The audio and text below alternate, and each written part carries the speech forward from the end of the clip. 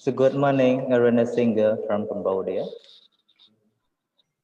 And first of all, we would like to say good morning to Excellency, Honorable Guest Speaker, ladies and gentlemen, as well as participants. It is our pleasure to welcome everyone to Cambodia's first international virtual conference on mentoring educators. The theme of mentoring and professional development for educators. Actually, this Cambodia first international virtual conference is held for 3 days from 21st to 23rd December 2020. It's a great opportunity for us to participate in a conference which involves special guest speakers not only from Cambodia, but also from some countries in Asia, Australia, USA, South Africa. Well, before coming to presentation session, we would like to inform all participants that all attendee mics are muted by default. If you have any questions, please kindly drop them in the chat box. You can also use earphones to help you hear presentations better. Please consider appropriate manner when you have the video on. One more thing, please kindly rename your device in case your device name is iPhone, Samsung, or Samsung, so that it could be easy for us to recognize your attendance. One more important thing, please click on the link to register for the certificate that we have dropped in the chat box. Excellency, honorable guest speaker around the globe, ladies and gentlemen. Now, we would like to invite our guest speaker, Aaron, a singer from USA, and the topic is mentoring and novice teachers perceptions at a local high school in Texas. So our guest speaker will have 1 hour and 15 minutes for the presentation, including question and answer. Now, I would like to give the floor to our guest speaker. Please welcome. Good morning, everyone from Texas. It's evening here, and my colleague and I, Dr. Matthew Etchells, are going to present on novice teachers and mentoring. So I'm going to share my screen right now, and we will get started. Did that work? Yep, it's worked well. Thank you. All right. So I'm Dr. Aaron Singer. I am a lead coordinator, and I work for Texas A&M University in College Station, Texas. Matthew and I both work for the Education Leadership Research Center there. I'm a lead coordinator for Project Massive Open Online Individualized Learning, which is also called Project MOOPLE. And I'm the Director of Curriculum and Instruction for the We Teach Texas P12 Mentoring and Coaching Academy. Dr. Etchells, would you like to introduce yourself?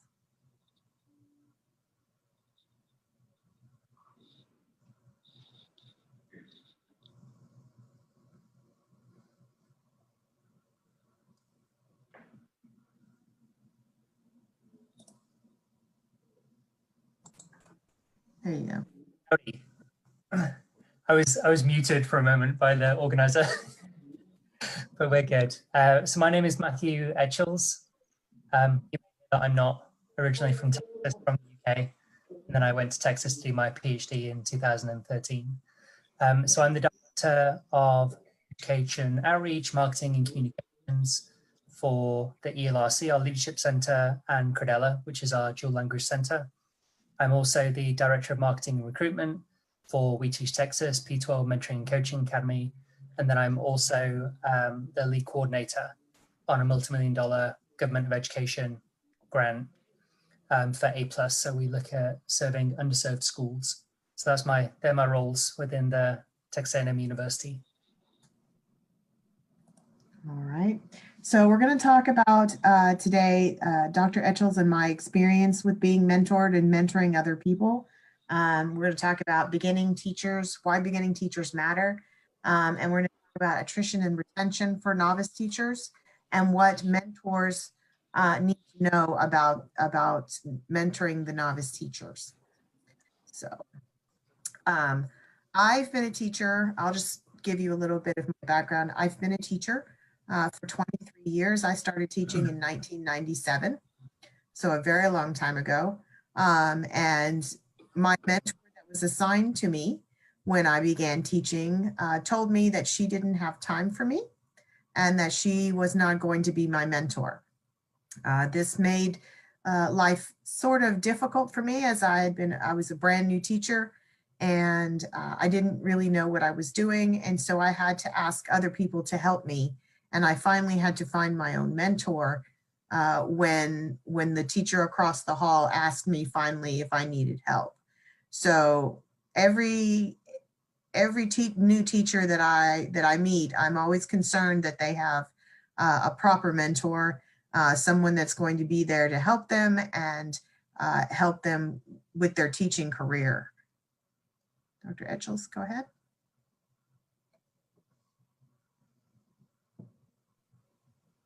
Yeah, you're welcome. Please go ahead, please. Thank you.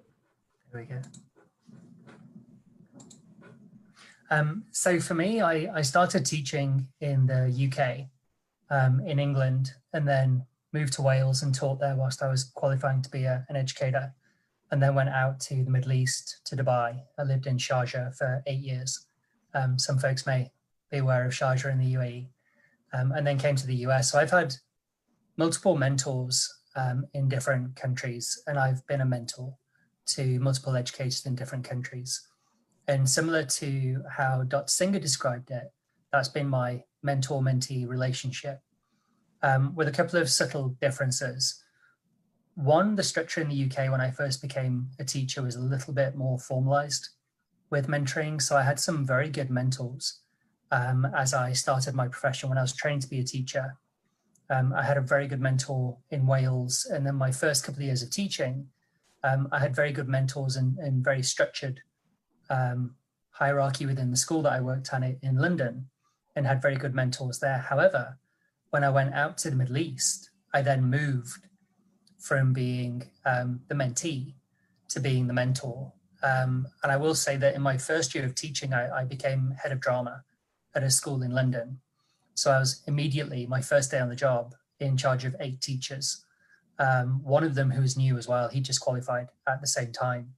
So we were trying to figure things out together, including where's the stapler, how do we use the photocopier, all the things that initial teachers are trying to decide upon. Worried about classroom management, worried about pedagogy, how do I do all these different things? But when I went out to the Middle East, I immediately started training teachers on an annual basis and doing recruitment for the school that I worked at, which is a large international, multinational school K-12 system. And we would recruit about 55 new teachers every year, and then would bring them to the school and would train them. And they came from all over, Australia, South Africa, the UK, many from Ireland. If you know the United Arab Emirates, there's a heavy recruitment of Irish educators to the UAE. And they would all come in. Many of them had not taught before. So it was their first time ever being in front of children in a classroom. Many of them, it was their first time out of Ireland, the first time leaving their home country. So that meant that we really had to think about mentoring, but we were also needing mentoring ourselves. So it created a lot of dynamics and some of those themes, some of those issues that came up, you'll hear in our presentation today as Dr. Singer walks you through the next couple of slides. Thank you, Dr. Singer. So the state of Texas requires that every brand new teacher who has less than 2 years of teaching be assigned a mentor from the district or from the school. Most often, like I was saying before, this comes in the form of someone being told that they're going to be a new teacher's mentor, and that's often not where a teacher has been asked if they want to. They're just being told that they have to. All too often, novice teachers they end up being alone because their mentor wasn't properly trained or isn't willing to be a mentor. So like in my case, my mentor said, nope, she did not want to be my mentor. She didn't have the preparation for it. And she actually resented the administrator who told her that she had to be my mentor my first year of teaching. And just on that point as well, Dr. Singer, so one of the things that we've noticed in Texas is that in the education code, it says that everybody in their first 2 years, every new teacher in their first 2 years that we refer to as neophyte here, must have a mentor. However, when we look at the education system in Texas and across the US, we see that teachers have to be credentialed, assistant principals have to be credentialed, principals have to be credentialed, and superintendents have to be credentialed. And they all have to maintain a certain number of professional development hours every 5 years. So for example, for teachers, it's 150 hours that they must take of professional development time over a 5-year period. However, when we start turning our attention towards mentors, we see that the mentor can have experience, but no credential. And under the current code, that's okay, but it's not okay with us. So we've developed a whole mentoring and coaching program at A&M to credential mentors who are supervising teachers in their first 2 years that we call the We Teach Texas P12 Mentoring and Coaching Academy that we'll talk about more tomorrow, same time tomorrow. And what we think will happen is that this credential will go across Texas and potentially across the US and will lead to an environment where new teachers feel that there is almost a nest or an incubator for them going into a school that has a leadership and mentoring framework set up for them. And our overall belief is we think that this will have a footprint and impact on teacher retention, teacher happiness, engagement in the field. We think there'll be lots of benefits to this. But the Texas Education Code says that everybody should have a mentor for the first 2 years, and it's created a whole flurry of research around what's happening for educators in the first 2 years and how will the Texas Education Code affect those pieces. And I know to speak internationally, having worked internationally, I can kind of speak around the world a little bit. Thinking about these kind of codes in the education system, often a government will think about a code like this. Everybody should be mentored. And one of the things that I like in Texas is up to the universities and the regions, the centers, to think about how that will play out within school districts and within different universities. So for example, at Texas A&M University, how do we react? How do we integrate the Texas Education Code into our work? What classes do we provide for teachers coming up through the system? What professional development do we provide for teachers already in the field so that they can meet this expectation and meet this need? And one thing to bear in mind, every time we don't do our job fully, we could potentially lose a teacher in the field. And that means we have to work harder at the university to get more teachers into the field. And just to talk about COVID for a second, we know that COVID-19 is going to have a big effect on teacher attrition and teachers moving into the field of education. We know it's going to have a two-way effect on teachers leaving and teachers not entering. So that's one thing that we'll be thinking about. So for example, that exacerbates the need and amplifies the need for effective mentors within schools. That if there aren't effective mentors, the teachers coming in the schools are more likely to leave. And we know this from the research that Dr. Singer will go over with you now. Thank you, Dr. Etchels, as usual. So the purpose of this particular study was to examine the influence of mentors on already veteran teachers and how their first year of teaching went. So I taught for a high school a year, actually it's been 2 years now. I taught 11th and 12th grade English at a high school. And over the last 23 years of teaching, I've talked to many teachers, hundreds of teachers, and we all seem to have the same story. And that story is my mentor didn't want to have anything to do with me. My mentor said they didn't have time for me. And so I was left to find my own mentor and try and find my way my very first year of teaching. And so we compare, a lot of teachers compare this to being on fire. or actually drowning. And so most of the time that's how I identified my first year of teacher. Well, it was on fire, or I was drowning under all the paperwork and I was drowning under all the responsibilities, and I didn't know what to do and I didn't know who to turn to get help for this. So I taught with these teachers, these 7 teachers, and we talked about this kind of on a regular basis about, what was your first year of teaching like, and how did you survive? And when we talk about our first year, not us thriving or exceeding or doing well, but actually surviving. So this is what this particular study talks about. The research questions were, does having a mentor teacher during one's first year of teaching alleviate or ease some of the struggle new teachers experience? And did having a mentor during the first year of teaching help novice teachers stay in the teaching field? So we all know very well that novice teachers leave within the first 5 years of teaching, and that's our job, is to try and keep our new teachers in schools rather than quitting and having to retrain teachers over and over and over again. So we used, in this particular study, I used narrative inquiry. It's the best way to understand the situated experiences of novice teachers and their mentors through detailed stories of their lived experiences. So throughout this year that I taught in this high school, we met on the 7 teachers and I met on a regular basis, and they told me their stories and the details around how they became teachers and how their mentors did or didn't have an effect on them, and how they actually would be mentors or not be mentors.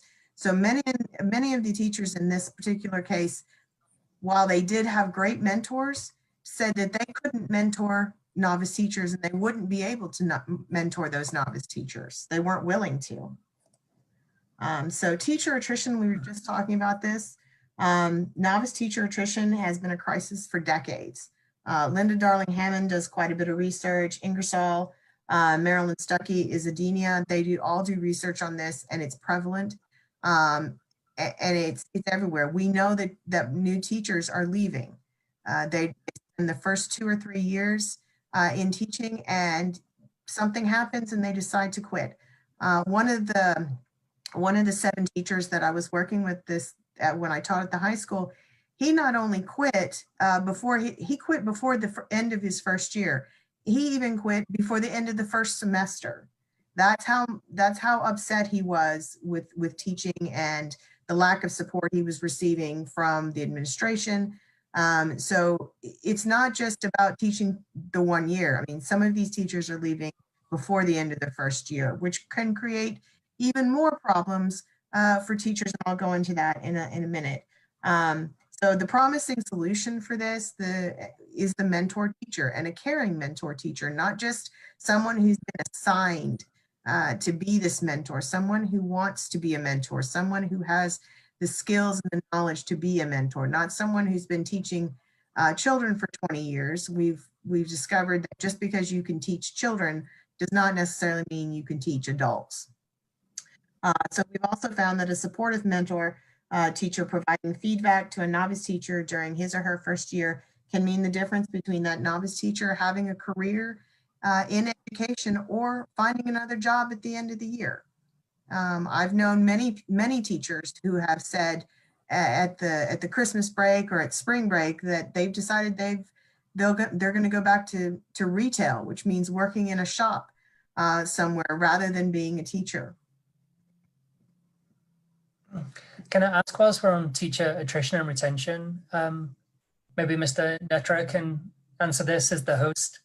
Does anybody know what your teacher attrition is in Cambodia, say over a 5-year period? What does it look like? How many teachers leave?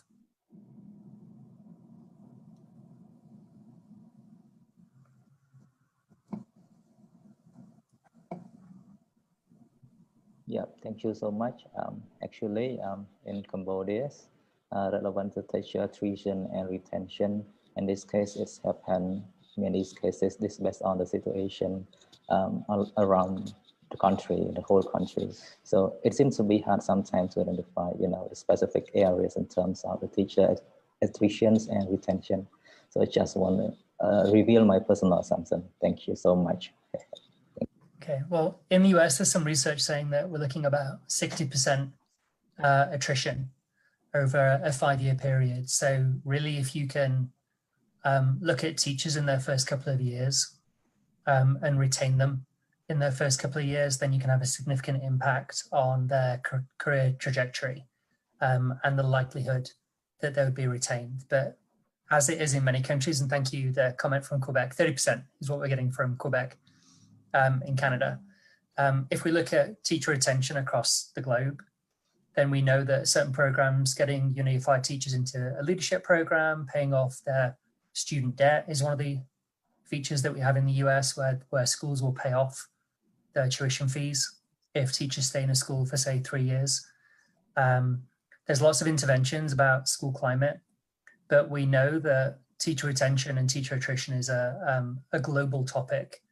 It depends on different countries. There are some countries, Singapore, teacher attrition is very, very low. So we know that it changes globally. But in the US, we have had a continued process of a high need for recruitment.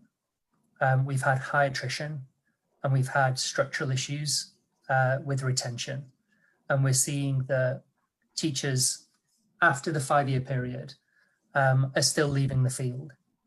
So it seems to be, the question has been raised now in the US to some level, is teaching something that you do in 2020 in America for a career? Is this something that you start at age 21, 20 and you do until, 65, 60? Is it something that is a career, or is teaching something that you do from 20 to 25 and then you go and do something else? We're kind of pondering these things and how best to spend the money in the education system. Where should that money be allocated? Are we spending millions of dollars trying to retain somebody who's going to leave anyway, right? Or should we be spending more on trying to retain somebody who just needs a little bit more support and they would have stayed? So we're pondering all these questions in the US research landscape. Yes. And so we were talking about approximately 4.5. It works out to about 60%, like Dr. Etchels was saying, teachers that are leaving schools before their 5 years. So the problem that this presents is, now that you have a teacher that's gone, you have to hire a substitute teacher. And in the United States, substitute teachers are not trained as actual teachers. In fact, they are they can have a high school education or they can have a college education, but they're not trained as teachers. They could be, any profession out there. So the problem with that is that they don't know how to teach children, and they're relying on another teacher to provide lesson plans for those classes. So teachers who already have full loads would have to help write somebody else's lesson plans after they leave. So you don't have a teacher that's invested, that cares about that class, that's planning to stay. Substitute teachers in the United States and in Texas are very temporary. They're there for a couple of weeks and then they go on to, do other things. When novices quit mid-year, classes can be divided between teachers. So classes that have, in the United States, classrooms are 25 and above. We have at least 25 students in a class, sometimes 30, 35 students. Those students have to be divided between the other teachers. So in my case, the teacher that quit before the end of the school year, he had 125 students, had to be divvied up between 6 other teachers. So we each got more kids, and most of my classes were already at 30 students which is over capacity for the state of Texas. So that also causes some resentment and what we call burnout as well. So when I'm having to teach extra students in a class, there's a lot of classroom management that goes into that. And at the high school level, it's particularly difficult because sometimes they come to class, sometimes they don't, they have minds of their own and they wander off. So it can be difficult at times to get a classroom of 30, 35 students under control so that you can teach one lesson. Something to keep in mind as well is that, 4.5% doesn't seem like a lot until you scale that to a country the size of America. And if you were to do an approximate estimation of what that would look like in Europe, you're looking at the population of Luxembourg leaving the field. So it's a huge number of teachers across the country.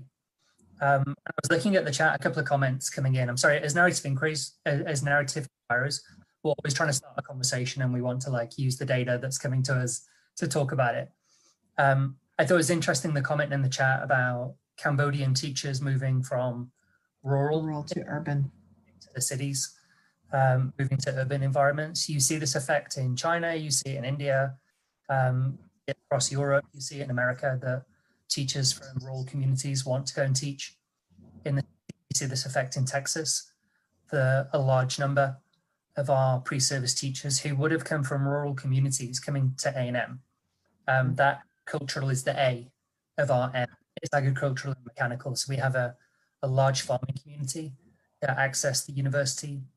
Many teachers, once they're qualified, some will return to their hometowns and will teach locally, but many of them will go to Houston, Dallas, Fort Worth, Austin. They'll go and teach in big cities. The same, as I'm sure happens in Cambodia, that then has a kind of an economic shift and a human capital shift towards the cities that has an effect on the countryside as well. So I think what we see in the US here is probably similar to what you see in Cambodia. And now there's a much greater shift from the Department of Education in America on what is happening with rural schools. And the grant that I lead, the A+ grant, we have a big focus on what's happening in rural schools, what's happening for children, what's happening with educators, because they don't have the same access to resources as you might have from a city. Things aren't just around the corner in a rural community. There's not 100 teachers applying for jobs every year in a rural community. So there's some of the things to ponder when you think about this data in the context of the American education system. And I'm sure we can draw many parallels between, Canada, Cambodia. Some of the people that are listening in now, I'm sure they can draw a lot of parallels between their system and the American system.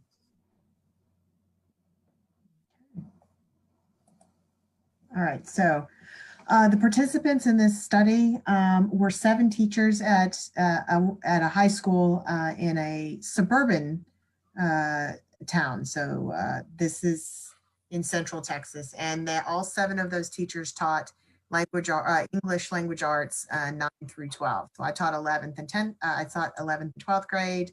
One of my mentees was a 10th grade gifted and talented teacher. I had a 9th grade teacher, another 11th grade teacher. So we all taught English at different levels. The 4 of the 7 participants were not assigned an official mentor their first year of teaching. So they were in kind of the same boat I was in that first year. So they kind of floundered. The other 3 had mentors assigned to them, but only 2 of them fully utilized that mentor that first year. In fact, the 2 ladies that used their mentors actually told me that their first year teaching was the best year that they had ever had. So in the 23 years of teaching and hundreds of teachers that I've talked to, I think I've talked to 5 teachers total who said, oh yes, my first year of teaching was great. My mentor was great. So this great mentor, someone who's supportive and there and present, is kind of a unicorn. We call those unicorns in the United States. They're very special, and they're very few and far between. So again, this was a sample of convenience. It was just the teachers that were teaching the same thing at the same time I was. Let's go to the next one. So here they are. This was just that they're in their mid-30s, mid-40s.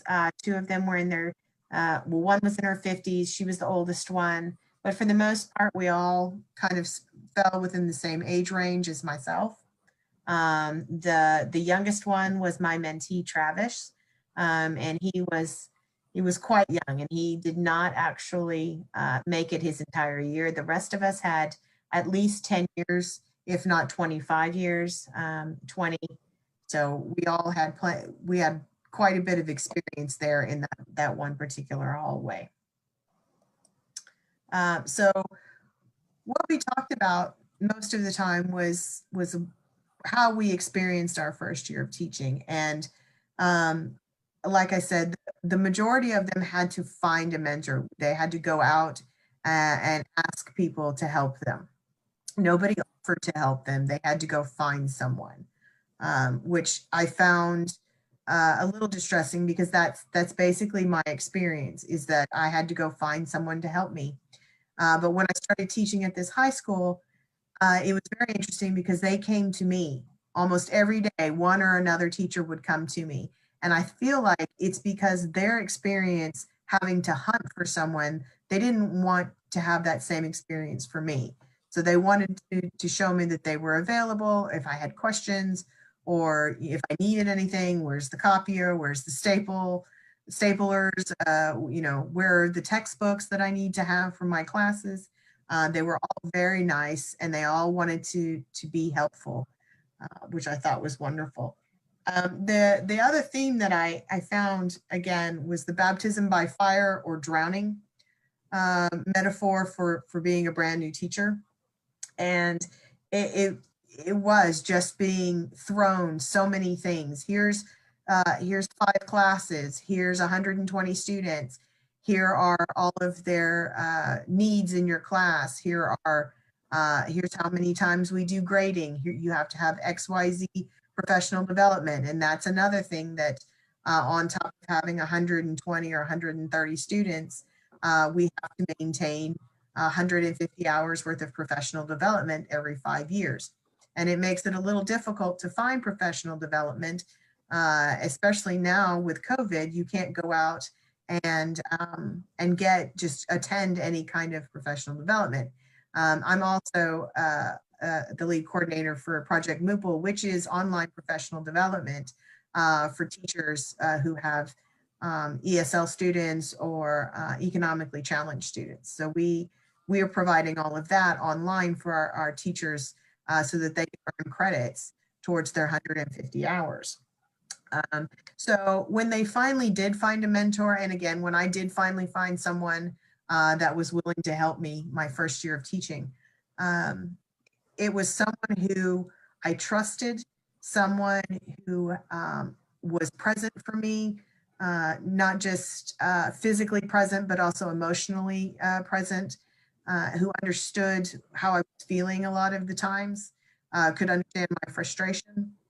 And we spent time together outside of school. So I think that was something that was very important as well, that I didn't just see my mentor every day at school. We went to, different things on Saturdays, or we would go to have dinner on Friday, sometimes after school. So it was very important that she was there. So some examples were supportive, listening, allowing venting. And the more we talked about it, the more we came to realize that most of our mentors were the informal kind. So these formal mentors that were assigned to us just didn't work out. Somehow we didn't connect, emotionally. And it became an issue to have a mentor that was assigned. And I think the stigma started coming about where it was a punishment to be someone's mentor. Just one more thing that I have to do now. I have a full load of kids in a class, and now I have to be a mentor, and I have to have my professional development, and it just keeps going on. So a lot of teachers feel like when they're being assigned to be a mentor, that it's not an honor like it should be, but it's more of a punishment, and that it's going to be more of a burden. And in fact, when we talked about this, a lot of the teachers that I've talked to have said, you know, mentoring is wonderful, mentoring is great, mentoring is very important. However, I don't have time to do it. So that's a little bit ironic that they think it's very important, but they're not willing to take on that responsibility. All right, Dr. Etchells. Just to speak on that very quickly about what Dr. Singer's talking about, this is sort of where our mentoring and coaching academy came from, that piece of mentoring should be something that the mentors are looking forward to, and that they have a feeling of, this is wonderful, I get to use my professional development, I get to use my knowledge, I get to unify that with my experience. But as Dr. Singer was talking about, because it's kind of thrust upon the mentors to be a mentor, they have this feeling of, I don't know what to do, I'm not sure, what if I do it wrong? I'm not really sure how I should be going about this. And I had those same feelings in my first couple of years of being a head of department. I was head of drama, I was head of English, I was dean of students. Through my career, and at each of those stages, you have this feeling of, I know my content very well. Ask me about drama, I'll tell you for weeks. But when it comes to mentoring, I can write it on a post-it note. Everything I know, I can write it down on a small space. So it creates a misalignment between what the school thinks is happening and what's happening with the individuals, which is why, and one of the questions that came up in the chat was, what are you defining as an official mentor? The official mentor is the person who is assigned to the new teacher by the school. And they say, you know, Mary is going to be your mentor. There's that conversation. The unofficial mentors are the people that you seek out who can help you. It's the person by the photocopier who says, don't press it like that, press it like this, right? Oh, it always jams, kick it here first, right? There's always like the unofficial mentor that you find, and you find many of those. And those unofficial mentors come in many forms. Sometimes they are teachers who have started the school at the same time, and you're supporting each other, you're helping each other. Sometimes for me in my career, they've been students, where a student might come up to me and say, oh, don't worry about it, sir, he's always like that, right? He's like that in every class. And then you feel, oh, I won't take it personally. Yeah. So sometimes it's students, sometimes it's your fellow teachers, sometimes it's parents will come and they will be a mentor to you. So it's this cultural network, this social network and professional network that you build up. But often, the way that mentors are assigned to mentees is based on curriculum or grade. Like, for example, my first year of teaching, I was in charge of a grade 7 class. My assigned mentor was the head of grade 7. When I was an English teacher, my assigned mentor was the head of English. I had nothing in common with any of those mentors, except the fact that they knew English and I knew English. They were teaching drama, I was teaching drama. They had a grade 7 class, I had a grade 7 class. And what we know from our research is that it's more than one data point needs to be considered when assigning mentors. There are many things that you have to think about. There are many things: age, race, gender, sex, orientation. There are many pieces that you have to put on the table to see, is this going to be a good match? And like any relationship, it takes time to foster a strong bond. But if you can achieve that, you'll have a really deep relationship with your mentor, which is how originally the Greeks planned it out, right? When they were planning out mentoring, they thought about it from that aspect, that it should be a long-term relationship, a lifelong relationship. You should go back many times to your mentor throughout your life for advice. They should be somebody who becomes family to you over time. And all these things need considering, but just assigning a mentor based off you're in the classroom next to them, when you think about it through that framework, you realize that that might not always work out. Okay, thank you, Dr. Singer. Welcome. So we have discovered that having a mentor does make a difference. New teachers routinely and consistently say, my mentor made a difference. In the two two ladies that I also interviewed who had wonderful mentors. They were the deciding factor whether they continued teaching or not. And really throughout that whole cohort of 7 teachers, the mentors they found eventually were the deciding factor in them staying on teaching. So if they hadn't sought out another mentor, they might not have stayed in the teaching profession at all. So it's painfully obvious that it's important that new teachers who are inexperienced, who are afraid, need someone who has that experience and who has a presence in their life. And as Dr. Etchells was talking about, it should be a lifelong mentorship. So we've talked about in the state of Texas, they only need a mentor for the first year. And that's usually what happens. It's just the first year that they get the mentor, and then they're supposed to go off their second year and be an amazing teacher. Well, that's not how teaching works. You learn all the hard lessons the first year, you learn some more hard lessons the second year, and then you just continue to grow. And a mentor is important to have in those first 5 years. We've talked about having mentors need to be around for more than the first year and more than the second year. So, and Dr. Etchells talked about that they're chosen by the administration because of their years of experience or their location or their content, and that's not always what makes a good mentor. And I think we've talked to, so teachers are not always asked. Again, this can cause some resentment if a teacher is told that they have to be someone's mentor and they're not prepared for it, they're not emotionally prepared for it, they're not, they've got all these students and they have paperwork and they may be, still pretty new themselves. In fact, several of the teachers that I've talked to in the last couple of months who are working on our mentoring and coaching academy, they're second year teachers and they're being asked to be mentors to first year teachers. So it's a little concerning that we've got brand new teachers mentoring brand new teachers. So anyway, it's important that they have the proper training and that they understand that, don't panic is a lot of I tend to panic. All right, so let's go. This one. So we talk about the characteristics of an effective mentor. And if some of you did, Dr. Etchells, are you monitoring the chat for me? Sure. Yeah, we've got lots of questions coming up, Dr. Singh. I think it might be good to look at some more of those questions a little bit further on, but we're getting lots of questions about how do we recruit teachers for rural schools, what's considered an official mentor,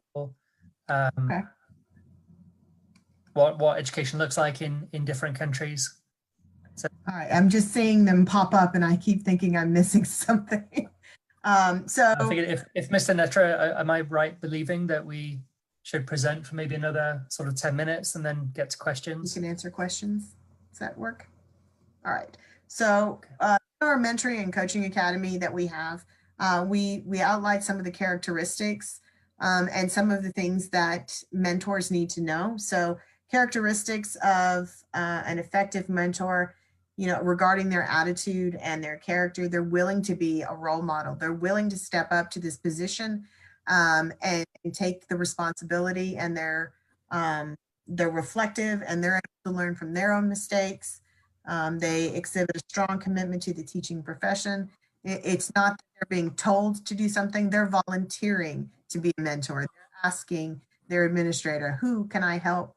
How can I help? They believe that mentoring improves instructional practice.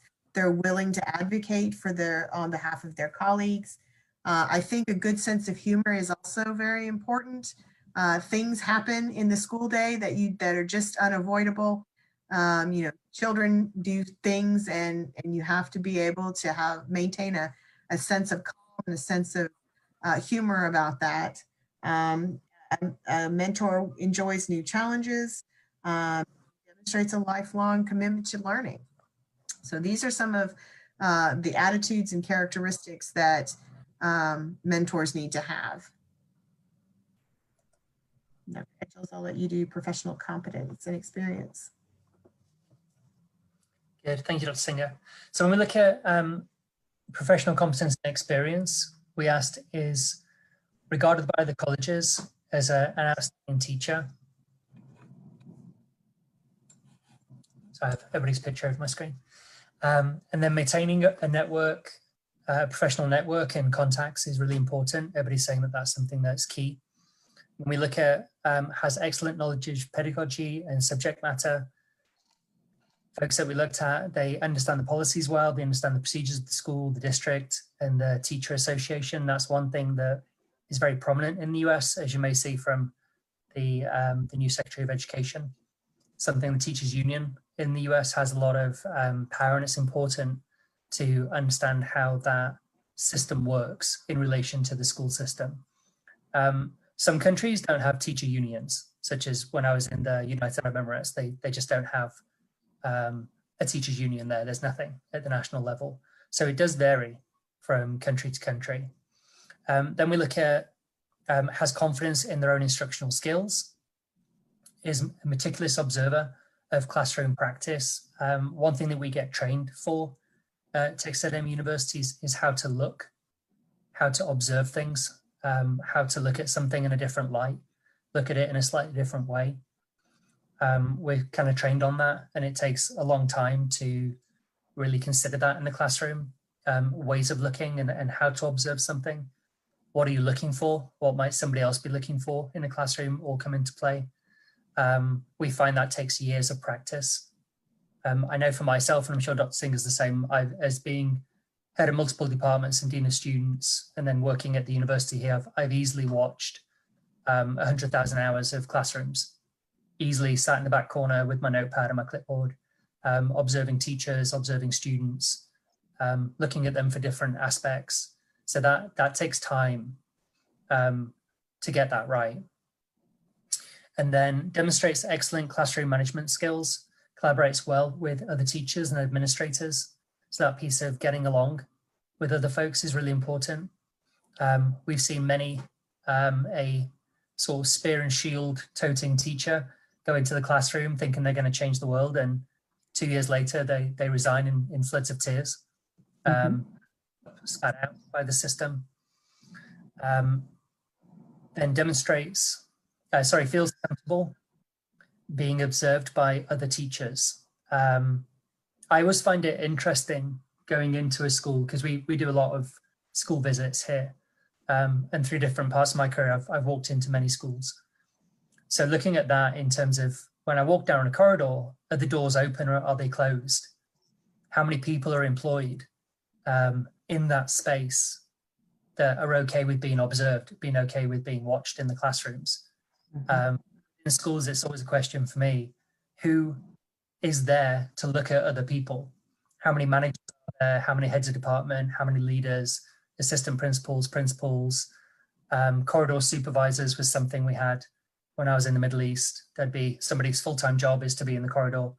I'm sure you have something similar to that in Cambodia, that there's a system of supervisors around the school who manage the students beyond the teacher, right? I'm sure you have that system.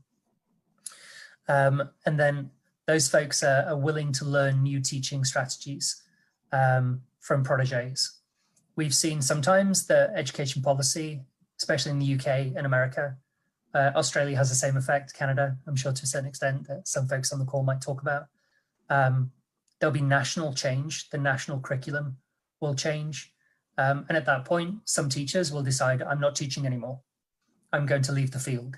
And they resign because of policy, because of policy change. Because they've decided I've got, sometimes, for example, 2-3 years left of teaching. And it's not worth me redoing all my lesson plans or my PowerPoints, redesigning everything, learning this new thing. I'll take early retirement and I'll buy back 3-4 years.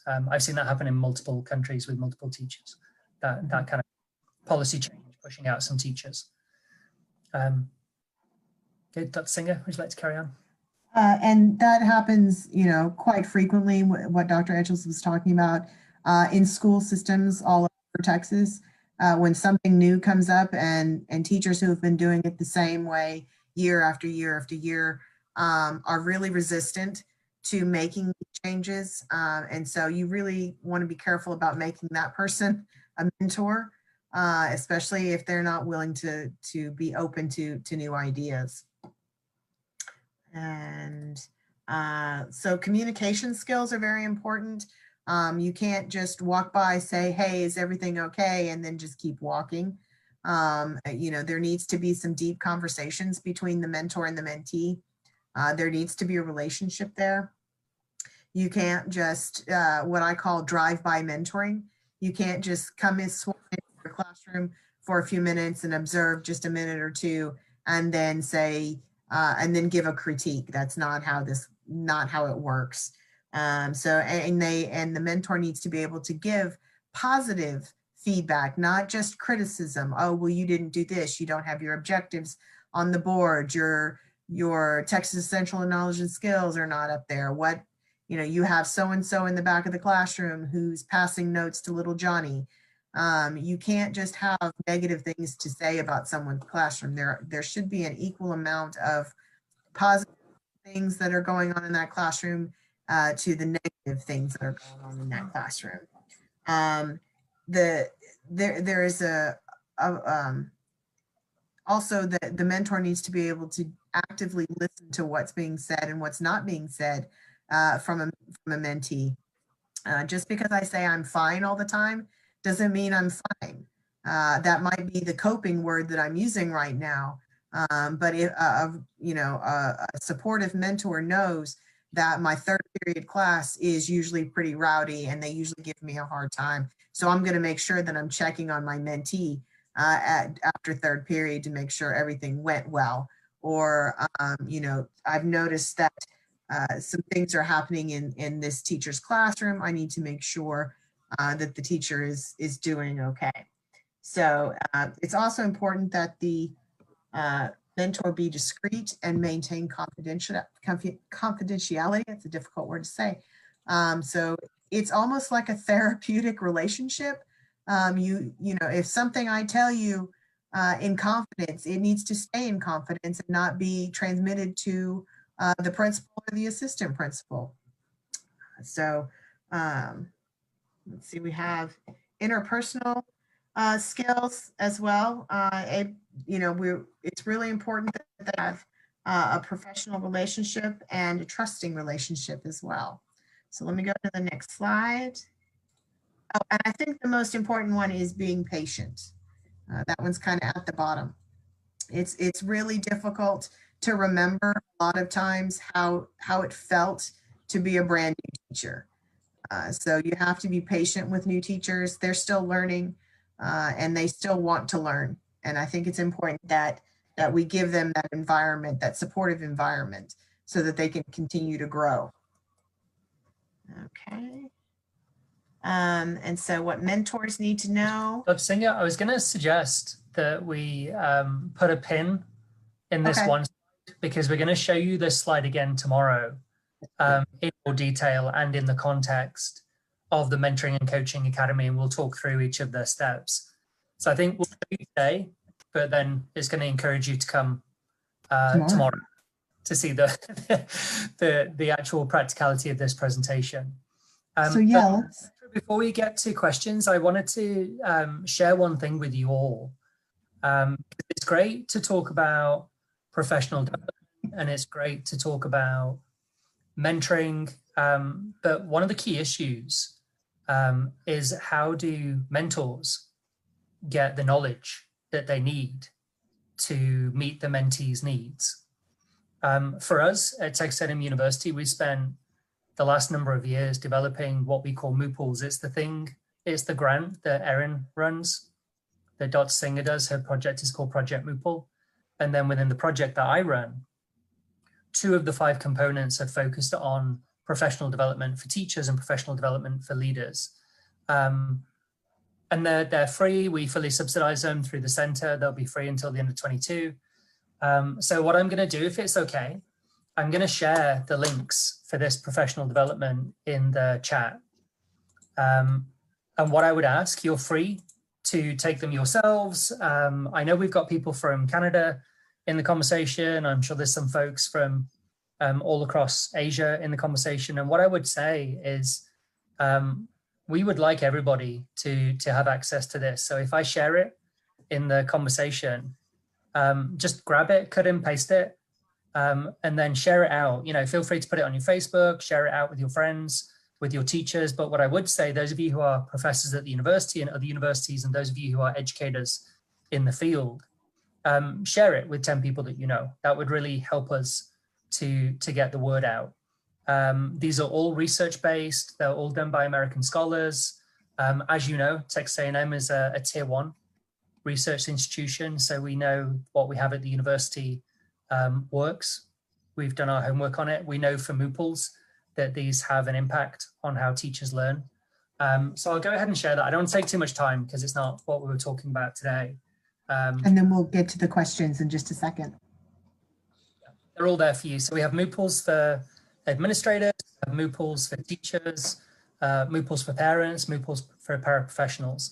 And you'll see admin twice and you'll see teacher twice, because one lot is from Erin's grant and one lot is from my grant. But for you, they're all free. You can just take them and do as many as you like.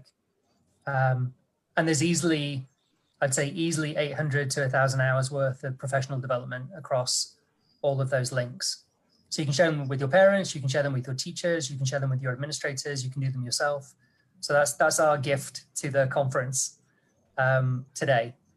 Easily, we've invested about $1 million in developing this professional development. So I wanted to share it with you today and to say thank you for inviting us and for hosting us and having us at your conference in Cambodia. Any other year, apart from a year when there's a pandemic, I would have been the first one on a plane to come to Cambodia, and I would have been there in person, and I would have liked to shake lots of hands and meet lots of people. But hopefully we can do this next year and we'll get a chance to come to Cambodia and visit with you all. As we say in Texas, we get to come and visit. So I think if it's okay, we'll open up for questions. I saw a lot of questions coming in the chat, so maybe some folks can ask those or you can read them out. Yeah, thank you so much for your very interesting sharing, Erin and Achal. So we have around 20 minutes for answering the questions. So far we have a lot of questions in chat about, because topic is really, really interesting. Thank you. So I would like to read the question for you. So the first question is from Sruli Hull, written that in terms of burnout, I want to know the work condition of you as teacher. For example, working hours, incentive. Would you mind to persist this? Thank you. So he's asking about burnout in teachers and what? Yeah, what the working condition is Well, contributing to teacher burnout. It does actually. The working conditions do. Oftentimes we have overfull classes, anywhere between 30 and 35 students. Teachers have to prepare lesson plans weekly, but it's for the whole week. And then they have extra duties on top of that, whether it's before school or after school, but every teacher has duty. In addition to calling parents and making contacts with parents. There are grading requirements, each depending on the grade level. So elementary grade level is at 9 weeks, secondary is at 6 weeks. So every 9 weeks or every 6 weeks, they have to have a certain amount of grades entered into the grade book. And if they don't, they have to explain themselves. Some of the other things, many of our students come from low socioeconomic, so they're not wealthy.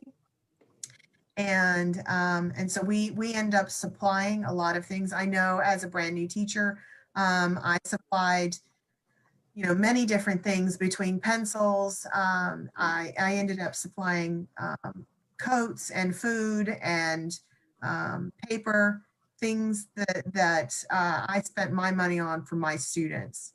So there's a lot of things that go into being a teacher in the United States, and it depends on where you are a teacher. So if you're in an urban area with a large population of low socioeconomic students, you may end up providing them with paper and and erasers, crayons and markers. You know, if you're working in a more wealthy environment, in a suburban area, you may not have those same types of issues in your schools. There's one thing that you have to understand about the American context for schools, and it's related to two factors. One factor is No Child Left Behind, which was an iteration of the ESEA Act. So under that same act, you saw Reagan, A Nation at Risk, and then with No Child Left Behind. So we see that element of accountability, high stakes testing coming into the education system that led to teachers moving away from more creative teaching in their classroom. It saw funding getting cut for things like music, dance, drama, the arts, and a high focus on STEM education. So math, science education became king in the classroom. So that's one factor. No Child Left Behind has had a huge impact on the direction of American education. The second thing to consider about the conditions of American schools is how tax relates to school funding and the percentage of tax.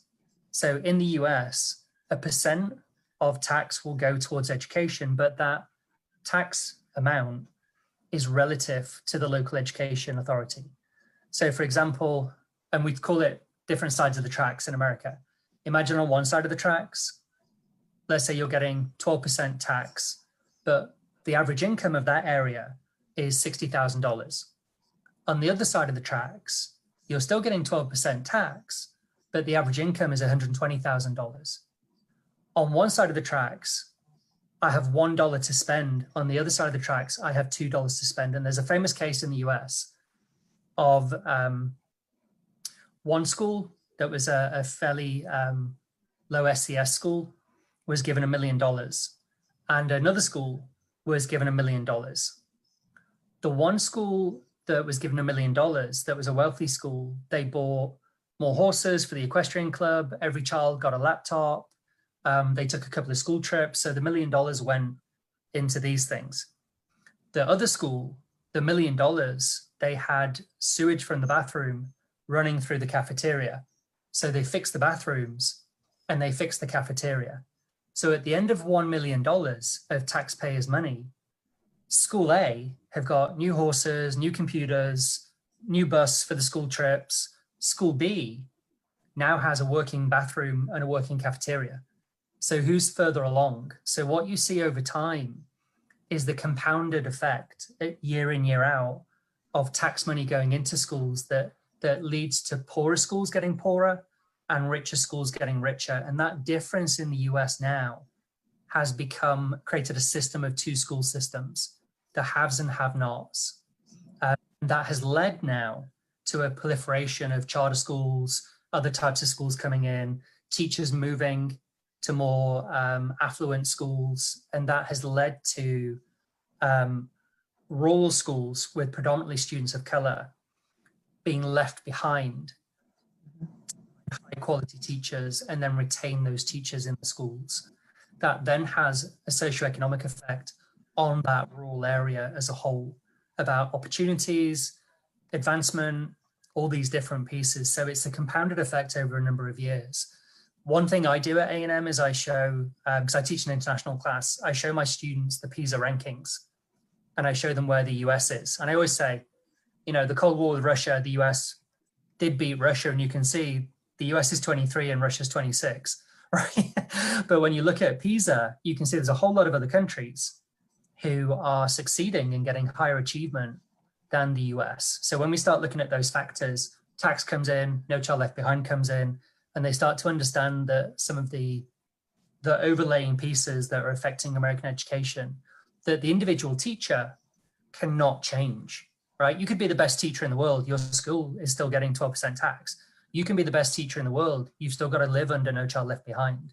So, and this is something that leads to teachers leaving the field, that they feel themselves, and we call it white savior syndrome in some places in America. The teacher themselves feels like they can go in like superhero, right? And they're going to change the classroom. They're going to change the school. They're going to change the local environment. But all these other factors kick in and then the teacher feels powerless. I'm not changing anything. I'm just getting burnt out, and then they leave the field.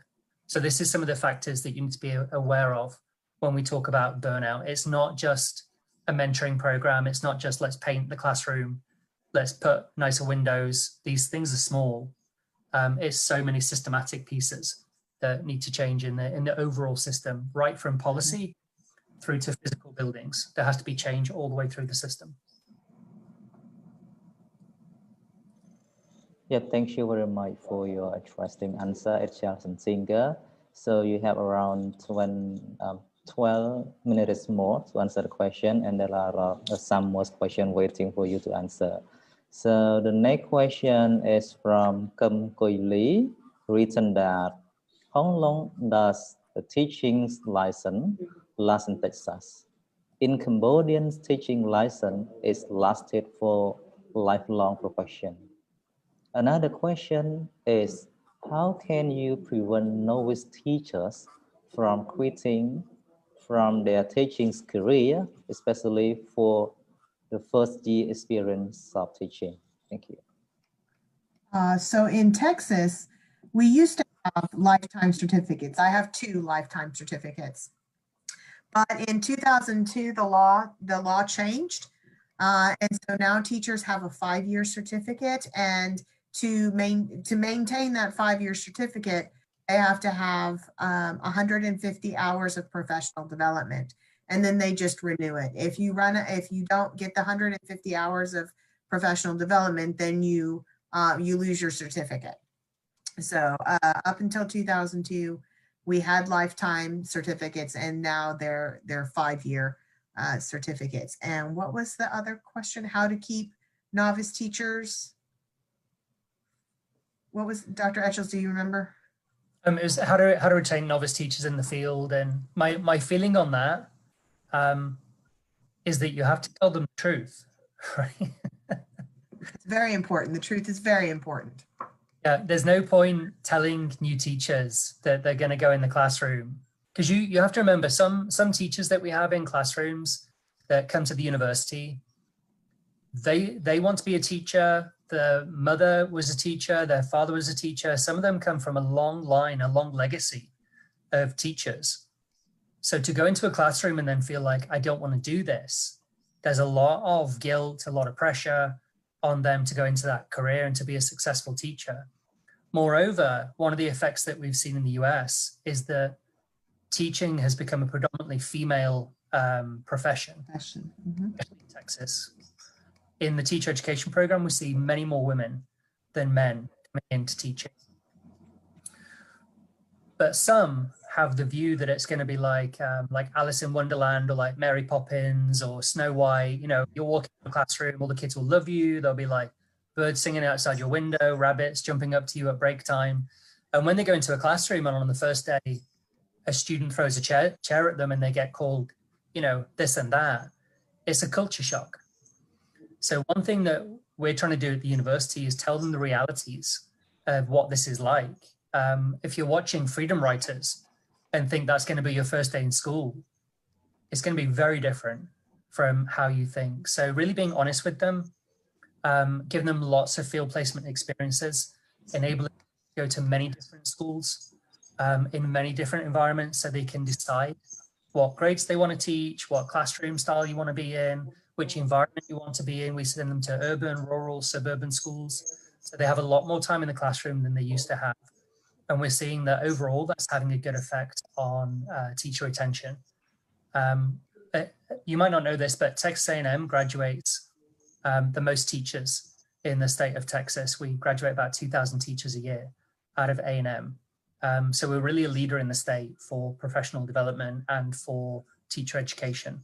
So it's really important that we prepare teachers correctly for the field and that they know what they're walking into. That's the big piece. Give them as much time. If you have an education program in your network, give them as much time in classrooms as you can.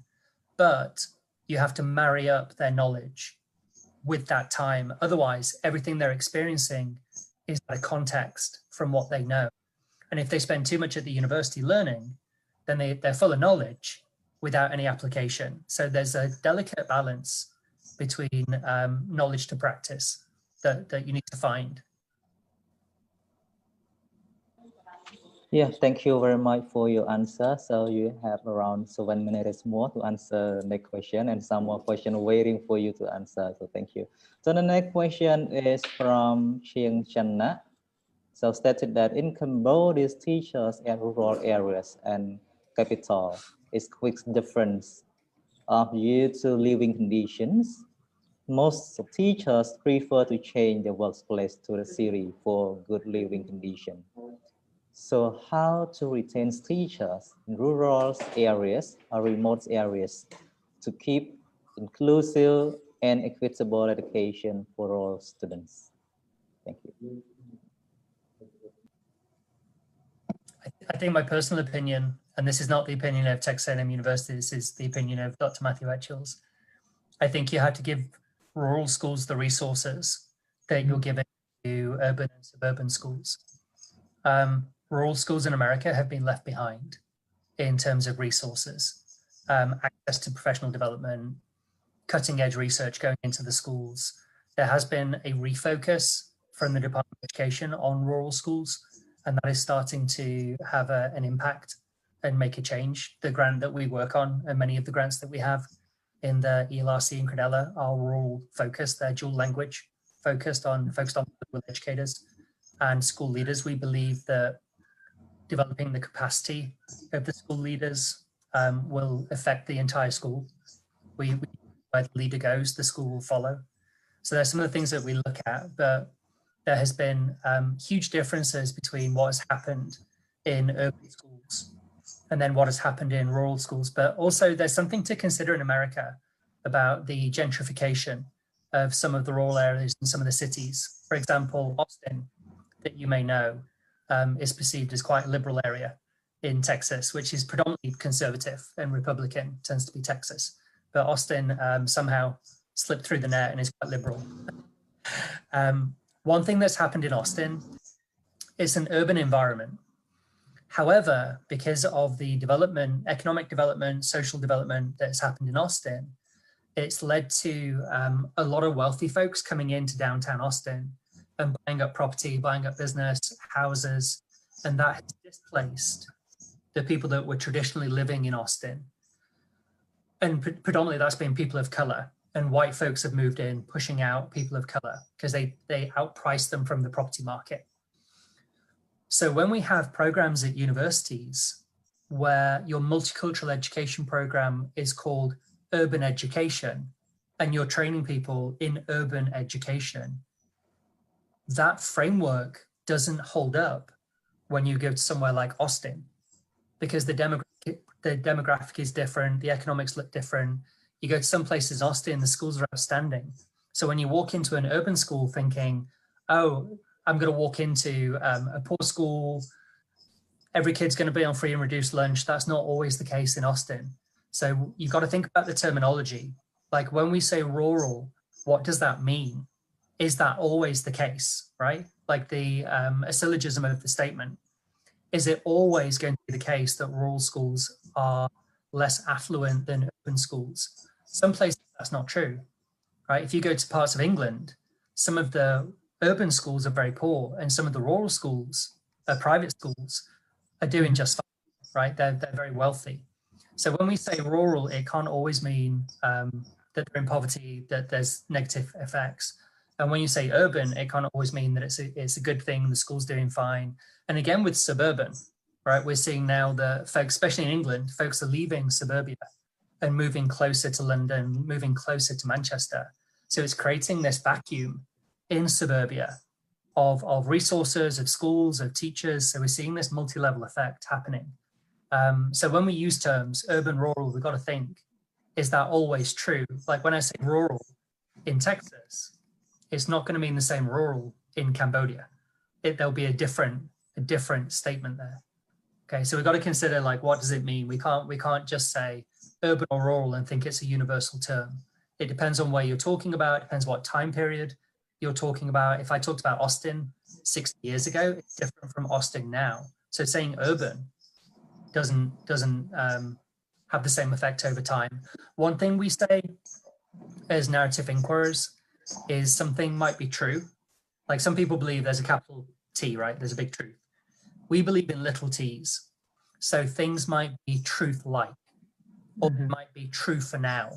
Like, for example, if something drastically changed in Austin and the economics changed, I could come back here next year and I can't say Austin is affluent anymore, right? I can't say that white people are displacing people of color in Austin. That might not be a true statement, but it's true for now. So that's one of the things we talk about as narrative inquirers. What is true and how long is that true for? But it's true for now or truth-like. So it's something to consider. So thank you very much for your interesting answers, Charles and Singer. So hopefully this answer would be useful for our participants. Because of time constraints, we could not answer all the questions have been dropped in the chat box. So the rest question would be answered in the forums. So thank you very much. So before ending off your sharing, do you have something to say? I would just say if you're trying to start a mentoring coaching program, if you're looking at how to develop your teacher education program, if you're interested in professional development, I'm our director for education outreach for our Education Leadership Center and our Dual Language Center. You can email me. One of the things we would like to do in the ELRC in Cadella is we would like to do more international work. I would love to spend half the year on a plane flying around consulting for school systems.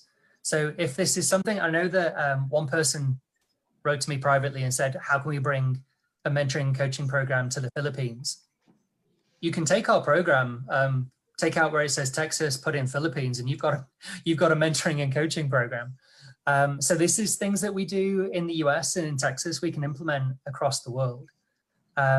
So email me. I will put my email in the chat for you. And feel free. I might take a minute. You know, if 90 people email me at the same time, it might take me a minute to get back to you, but I will eventually. So feel free. And if you need any of our professional development that we have that is free and subsidized by us, we will share it with you. Like the Mooples today, we're more than happy to share it with you. And then during the summer and year round, we do virtual, synchronous and asynchronous professional development, all about education. You're more than welcome to attend those as well. We would like as many people as possible to come and do professional development with us. It doesn't matter where you are in the world. We do stuff on virtual meetings. It's fun. So geography shouldn't be a barrier to learning. So we're making it not a barrier, and we want to share with everybody. So here's my email.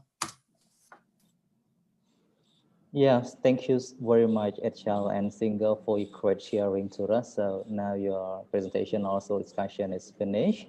So thank you so much. Hope to see you again next time. Thank you. Thank you. Hopefully tomorrow. Yes, tomorrow. All right. Thank you so much. Bye-bye.